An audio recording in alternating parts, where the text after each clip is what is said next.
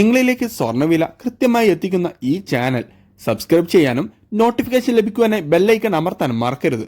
അതുകൂടാതെ നിങ്ങളുടെ ഓരോ ലൈക്കും വിലപ്പെട്ടതാണ്. ലൈക്ക് ചെയ്യാൻ മറക്കരുത് കേട്ടോ.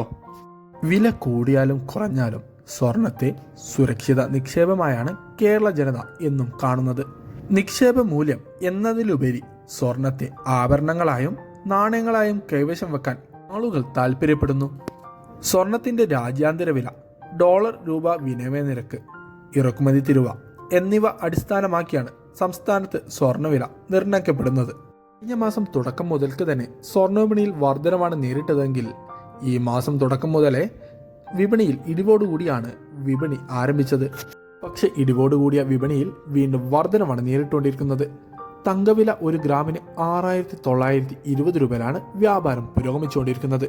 പക്ഷേ ഇന്ന് മാർക്കറ്റ് അവധി ആയതുകൊണ്ട് തന്നെ വിപണിയിൽ മാറ്റങ്ങളൊന്നും രേഖപ്പെടുത്തിയില്ല. 1 ഗ്രാമിന് 6,585 പവന് 52,680 രൂപയിലുമാണ് കേരളത്തിൽ വ്യാപാരം പുരോഗമിച്ചുകൊണ്ടിരിക്കുന്നത്. Thanks for watching gold price Kerala today.